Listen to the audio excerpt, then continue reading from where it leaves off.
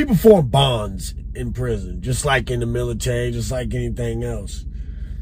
When you walk a yard with somebody and you know that that person will have your back 100%, no matter what jumps off, that makes you form bonds. It's a brotherhood. It's one of those things that out here in the world is hard to find. When a young man comes into a prison setting, man, he's usually kind of, at first, timid, especially if he's never done time before. Even if you have done time before, when you walk into a unit, it's a little overwhelming. When you look around, you see the big tiers, you see the bars and the concrete, and you realize that you are in a man's world. A lot of that tough guy bravado shit that you see cats carry around on the street goes right out the window when they realize that it's going to get them nowhere, because you are now in an institution full of murderers, rapists, killers, predators. There's only two distinctions in prison. That's predator and prey. This is a fact. People can act like it's not like that, but it truly 100% is. I've seen a lot of young men come into the penitentiary and get talked right out of their manhood. And they don't even see it coming. They don't even realize it's happening to them. They don't even understand that the person that they're walking around with has actually got intentions of taking their manhood.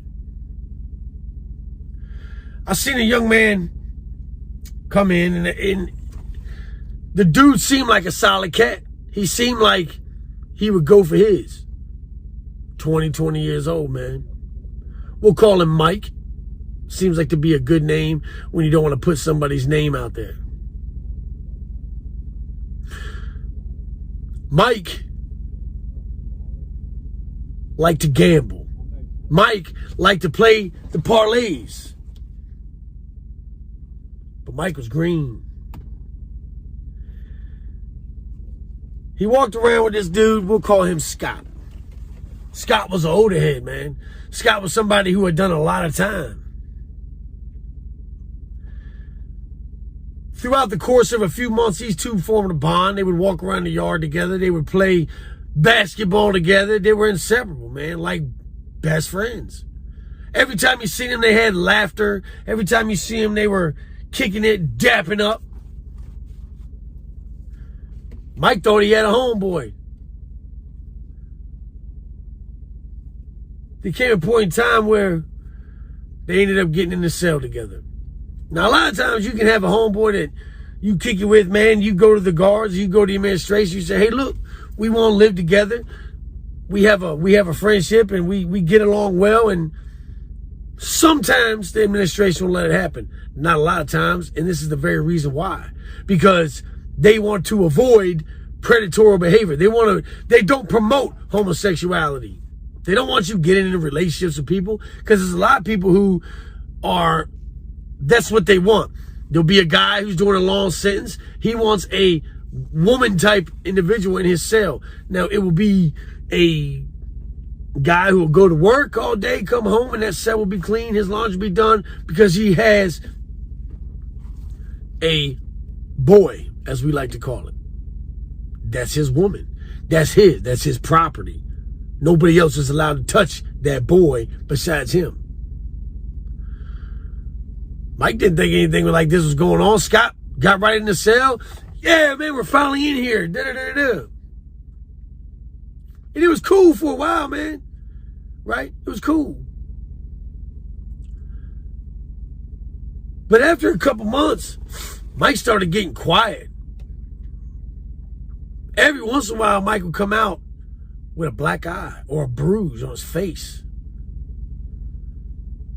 Mike, who would usually look you in the eye when he talked to you, what's up, man? Would look down as he walked the child. And he started to notice that the relationship between Scott and Mike had changed. The relationship had grown almost kind of like an intense feeling when you be around them two. They didn't walk the yard very much together anymore. And if they did, Mike would always look down. He could not look you in the eye anymore. One day I go up to Mike. I'm like, what's up, dog? What's up with you, man? How you been? I ain't talked to you in a while. Oh, I'm good. I'm all right. I knew he wasn't all right. Something was going on. We didn't know the extent of what was going on, but we all knew something had happened. And you see this a lot, man. Guys, you see it a lot. You see it. And then when you start to understand what it is, it makes you sick to your stomach, and it makes you understand the environment. You forget sometimes the environment that you're living in because you put blinders on. You'll walk by a cell and you don't look in it because it's none of your business. The only reason you would look into another man's cell would be to fight, or the alternative.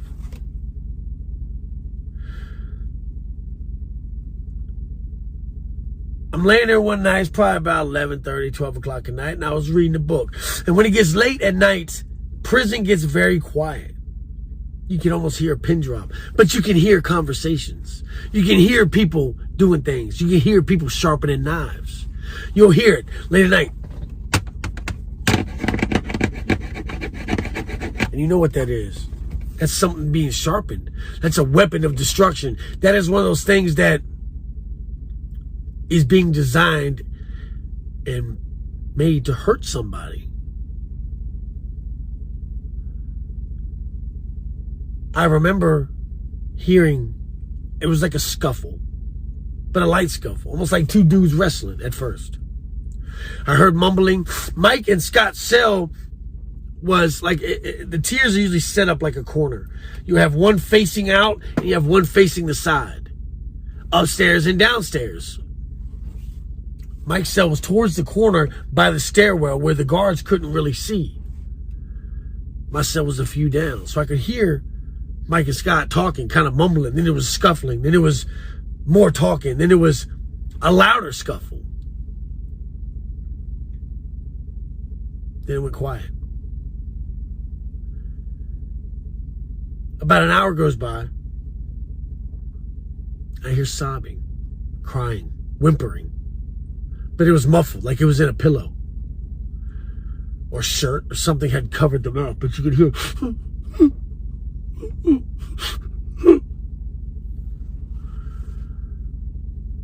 There's nothing more sad to me than hearing a grown man cry. A real cry, a painful sob, such as one that you would experience if your manhood was taken from you. Remember what I said in the beginning of the video. Predator and prey. Mike had become prey. Scott had become the predator.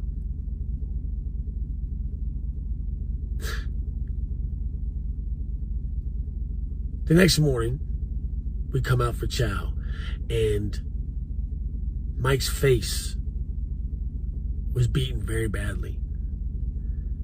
His body had bruises on him. Scott came out to go to morning chow. Mike did not. As I walked out to get my coffee heated up in the microwave, I looked over, and as Scott were coming out the cell, he turned around and looked at Mike and pointed back towards the bed. Go lay down. You're not coming out. And as Mike turned around, I could see his back. He didn't have a shirt on. His whole back was bruised up.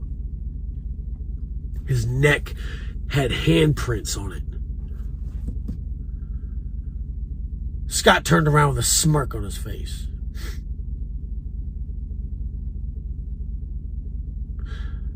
Later on, we would know what happened.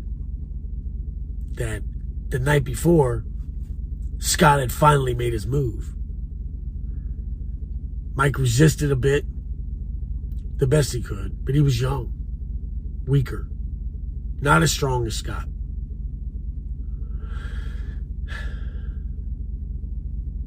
Although he resisted, in the end, Mike gave up his manhood and was forcibly sodomized by Scott while he held his hand around his neck and a knife to the back of his head.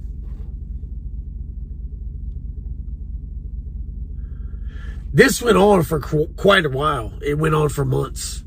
close to a year, if I'm not mistaken. And, it was sad to see the transformation from a go-lucky, happy young man, full of bravado, full of life, the future ahead of him, because he would be released from prison eventually. Scott would not.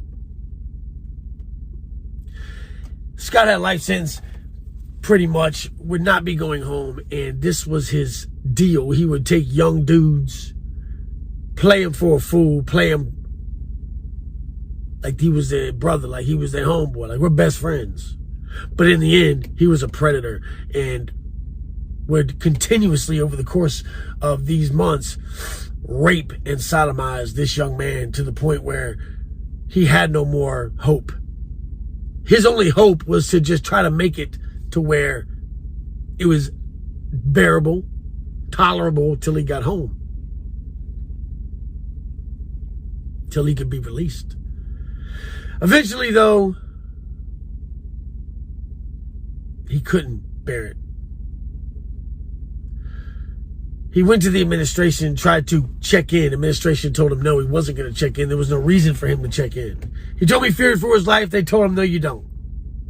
They knew what was going on. And for the life of me, I don't know why they wouldn't remove him from the cell, because that would be what I would do. But they didn't. Because this happens so much that the administration cannot move everybody all the time.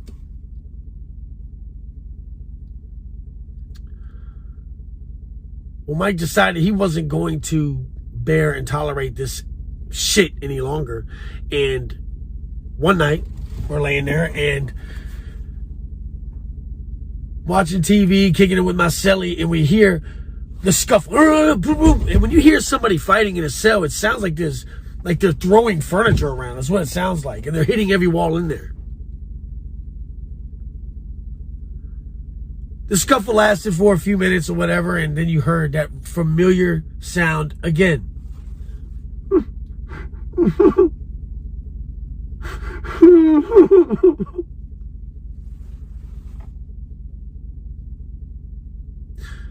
Scott was doing what Scott does.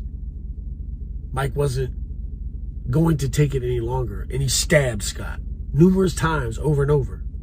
I wasn't in there, so I don't know exactly how it happened or what transpired. All I know is that when the guard came to do his round, he said, "Oh my God, what the fuck? What did you do?"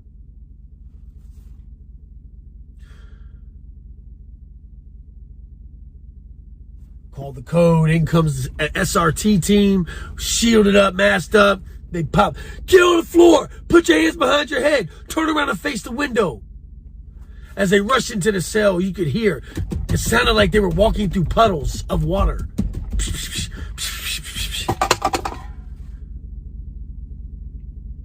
Put your face on the floor. They hogtied Mike, and you see him as I looked out the cell, you can kind of see as they pull him out the cell, full-blown tears, blood all over him. Then came the gurney.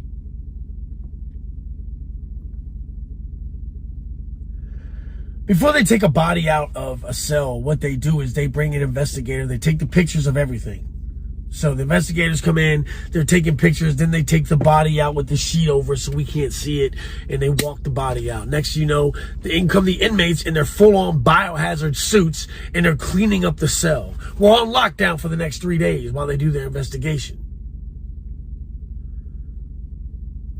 This young man had been repeatedly raped, sodomized, beaten, until he had given up all hope and existence and decided that since he couldn't get any help from anybody else, that he would take matters into his own hands. I don't know how that feels. I never had that experience. It didn't happen to me. I saw it happen a lot. To see and feel the anguish that somebody must go through to have that happen to them over and over and over again must be unbearable. And I guess that's what it was for Mike.